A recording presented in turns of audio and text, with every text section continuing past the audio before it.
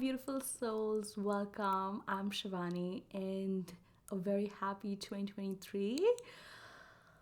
Well, here I am with a new video and a new energy update, download, topic, whatever you want to call it. Okay. So, I have been reading this book. Like, I have read like a few pages here and there, and I've seen the movie though. I have an idea about what it is. So, but I'm never able to kind of like sit and really read all of it. As a typical manifesting generator, I read a lot of books, but parallelly and in between wherever I feel pulled towards, and whenever the timing is right. But this one has been really calling me out lately. And the last place where I left this book was on the fourth inside. So basically, this book is called The Celestine Prophets, and it's like the the basic 101 when you are going through a spiritual awakening, I would say. So I really watched the movie and I heard about it like long back in 2000, probably 18, 17, something like that. um and I have been trying to read this book a little bit here and there, but you know, I feel like everything is super divine. uh, I read, I think, some 6 months ago. I read it half and I left it at the fourth inside. And I feel like for the past 6 months, I feel for the past 12 months, there has been this. Every lesson in my life has been around the fourth insight. So basically, this book has like nine insights, which they say it is about the kind of like it's a story of a man who is out to find a manuscript which has these nine insights, basically nine secrets of awakening and ascension. Now, so if you're in the ascension awakening topic, it would really interest you. Highly recommend this book, actually, The Celestine Prophecy. Let's talk about the fourth insight. uh, the fourth insight talks about how human beings fight and are in conflict with each other only because we have forgotten that a source of energy comes from the universe, not from each other. And it's a really interesting one, I think, especially if you want to understand relationships, dynamic, conflicts, or just like in general, how we are disconnected from source and how that is like showing up in everywhere in our lives. If you've been watching me, you would know that my placements and my charts and my journey, it's like relationships are always playing a very important role, as I think it is for everybody else right now. Uh, so, yes, the fourth insight says that it's so simple, when I said it, right? It's so simple that, but to really grasp the depth of it, I really have been working on it for like 12 months. Everything in my life has been bringing me back to it. And I feel like, especially the topic of karmic attachments, addictions, patterns, really kind of like really explains it. I feel. Why do we feel the need to beg, borrow, steal energy from another person? And how do we do that? By forcing, by manipulating someone, or by and this is all so unconscious. Okay, so it's not like, I'm setting out to manipulate somebody or you're setting out to manipulate somebody. We all have our own individual styles in which we do it. I also feel it's somewhere linked to our attachment styles, but maybe I'll talk about it later if I feel called to. But yes, because we are so wounded in our childhoods, we have learned and adapted. It's like it's not happening for the first time, right? Like we have got it from somewhere, and our parents got it from somewhere. And it's been going on for a while through centuries and generations where we have learned and adapted, where we have had a wound, we've experienced a trauma, and to protect ourselves, to defend ourselves, we learned that, okay, on this planet Earth, I'm not safe, and I need to have a strategy to get energy from another person because you need energy to survive, right? So, energy could be um, I mean, what we're talking about here is life force energy, but it's also so much like energy could be in the form of money, energy could be in the form of happiness, energy could be in the form of satisfaction, fulfillment. right? And we're always, the reason why we're so bonded in these karmic attachments, which are not like based on unconditional love, but are based on conditional love, which I think even a lot of Indian Hindu philosophies talk about, is only because we have this idea, and this is all that I am kind of like coming up with. The fall inside in this book specifically just talked about the inside, but this is how it's played out in my life. This is how I am currently breaking it down and understanding it, that the reason why we are so attached to these karmic relationships or unhealthy attachments, or not able to be in connection something which is based out of unconditional love, is because of this thing that we humans do, that we believe that we have to snatch energy from another person, we have to get something from another person. And again, this is so unconscious, so please release any blame and shame as we're having this conversation. It's just to understand that how we are unconsciously playing that. We tend to do this, and that's only because we have forgotten that our energy like can come from source. So the thing is that you would not feel like being attached to something, like say an addiction, or anything, basically anything that's not healthy or good for you, if you would really believe that uh, your your source is not that thing, but from above. So if you are fulfilled, if your cup is full, you would not feel like, like give me this and thing, you know but we forget, and we feel like our source of happiness, our source of fulfillment, our source of abundance, it's coming from these other people outside of us. So sometimes it could be source of happiness, family, source of love, this partnership, source of money, this client, and there could be this push and this pull and this intensity, because instead of giving each other unconditionally in that connection, that dynamic, what we are doing is trying to harvest energy. And sometimes when we are just done harvesting and we depleted both of us, we tend to now feel like, oh, I'm not happy with this, I want more, because of course the need is not something that could be fulfilled by another person. It is so big, it is really, you are what you're really essentially looking for is energy fulfillment through universe. So imagine like no human can actually fulfill that, right? So acceptance from the universe, or love from the universe, or this and this, or this acts, or this yeah, I think a lot of us, I think for me it's really come of like acceptance, that oh, I'm good enough, or I'm good. Like I'm just a good person. And I feel like I've been just seeking this validation from everywhere, when actually somewhere deep within I wanted this from God. Like, you know what it means, like, so it can just play out in different ways for you. But yes, when you, what I was saying, that when you are done harvesting, that you want to move out to another, you bring in the third energy. And that's what, like, it is when you bring in the third energy, and you sabotage your connection with this connection, the third energy. And you can just go on, you can bring third energy, fourth energy, fifth energy, and it'll always feel less, and you will always be kind of like looking for more and more, and only ended up in hurting, in depletion, in exhaustion, because nobody can fulfill that what you seek from. Again, you want to call it God, you want to call it universe, you want to call it source, you want to call it you, your higher self, whatever it is. Okay, for all of us, it can just feel so differently. For me, I like to refer to it as God, and that just feels good in my heart. um, um so yeah,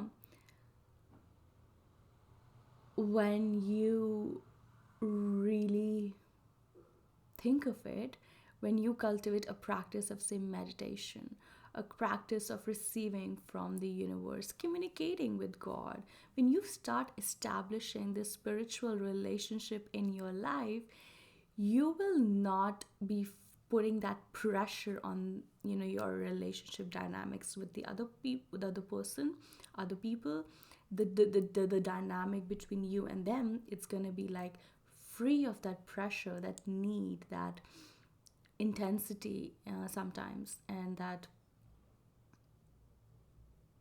need, I would say.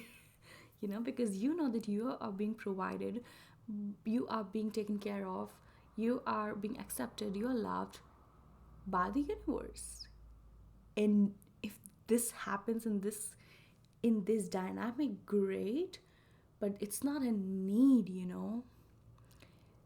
This connection here, or this agreement, whatever you're indulging into, be it financial, emotional, whatever it is serving a purpose, and that purpose is beyond fully giving you energy, right? If you understand, it's when we can transcend this, our connections, our dynamics can be so fulfilling, because then it becomes about what can I give you and what can I receive from you, in a very unconditional way, through the lens of love, not through the lens of pressure, need, and compulsion, manipulation.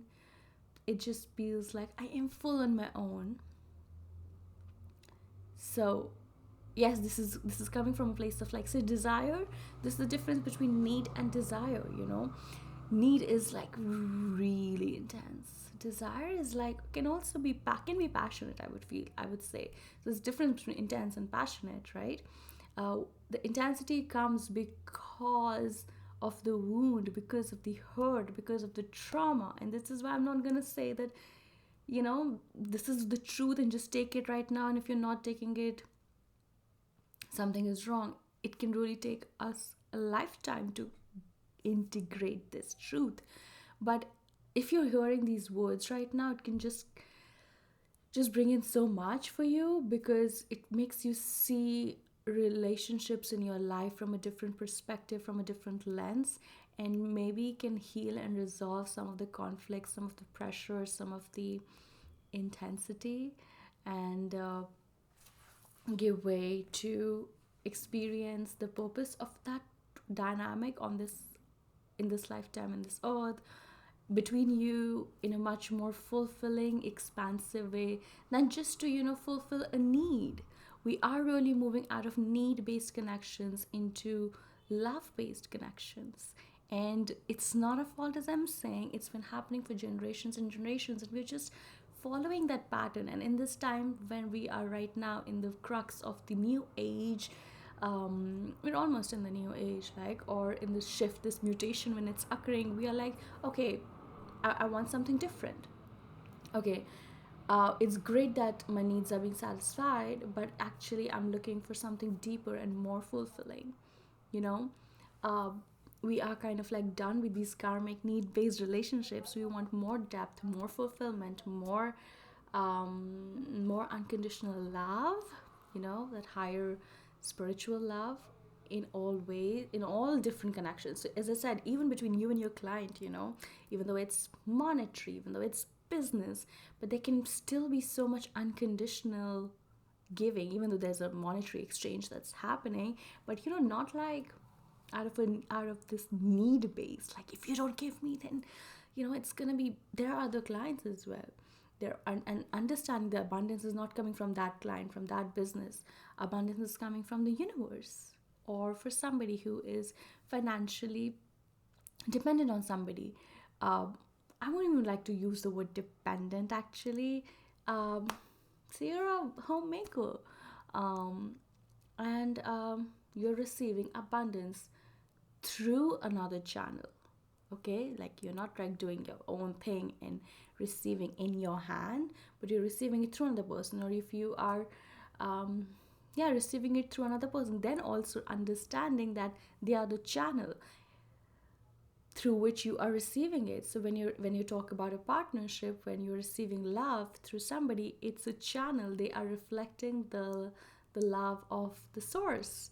They are reflecting you. They are a channel to show you. Wow, I love how these videos kind of like give me so much depth and clarity. But this is so beautiful, right? Through these experiences, we are experiencing source. Do you understand? but also because everybody's a mirror and they're reflecting the love back at you. So essentially, you're receiving from the universe, and then you're having all these experiences where you're seeing this love being reflected in all ways towards you, not and that is so different, the frequency and the energy of or what we just talked about, to something like, I want this and give it to me, and only you can give it to me, and I want this, I want this, I want this, I want this, want this. Give me this, or this is like fulfill this need. And it's gonna take a while to break this pattern, depending wherever you're on your journey. So be patient with yourself and with other people around you. But just having this practice to kind of like just receive from the universe, having this spiritual relationship, it can heal so much. It can really, I really feel like release that pressure that we can put on to people around us, relationships around us, dynamics around us. Because, honestly, like, as I was talking about, so the client example, you don't want your client to actually say, give you like quote unquote the big love, right? Yeah, it would be nice to see it, to see the kindness, the empathy, the love, the respect being reflected back. But it's serving a purpose, right? It's supporting you, it's supporting your business or your work or your family, or uh, even your art, and you are giving them back what they need. So it's serving a purpose. And if it's based on love, beautiful. But it's when we can just release this need based connections, we can open ourselves to so much more beyond, when we just understand that my source is the universe, my source is coming from here, not from here. Everything that I see and witness here is a reflection. So yeah, this is a pretty deep insight, pretty juicy. Like, see whatever comes up after this, journal on it. But the essence of it is to really establish a deeper spiritual relationship with God, universe, yourself, whatever, so that you can release that pressure from these other sources, and feel that power within you, and then see that reflected back around you. Um, and Before I end this video, I just want to say, we're all learning. Okay, so whenever you see a newer truth or a newer insight, it's just a message to also be kind to yourself, to be compassionate to yourself and to your journey. It's not a race to be perfect, it's far from that. As I always say, the spiritual work or the inner work or the journey, it's not about being perfect. Like, I think most of the perfectionists are attracted to it, including me. But that's not what it is about. This is really about unbecoming, unbecoming. So I hope you enjoy this process, this one little fragment of your journey through me, channel through me. Again, whatever is coming right now, it's not coming from me. I'm a channel, and I'm reflecting wherever you are in your journey back at you when you're watching this. This is also a channeling. So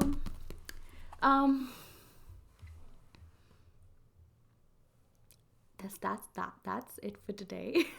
I really hope this inspires you to see your relationships, your dynamics from a very different perspective, and open up new ways of healing, of being softer in your connections, and enjoy this process of mutation where we shift from need-based to unconditional love.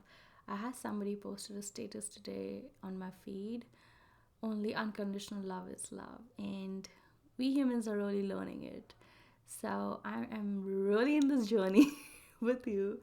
uh, let's learn it together. Thank you so much for being here, and I'll see you soon. And if you want to really dive deeper into healing resources, workshops, and really do the work, uh, then I think you will really enjoy my membership. It's called Jewel. You can see the link in the bio, and it's a cosmic library of all the healing resources, meditations, body practices, embodiment practices, workshops, guided, all of those things which interest me, which come into my frequency, which are like helping me basically. It's totally experiential. So everything that you see here, there would be experienced by me and crafted and shared then for you. So that's what Jewel is really about. Again, Jewel also, I mean, I know the video is getting too long, but I just want to say, like, the reason why I named it Jewel was because it was inspired from this Indra's net.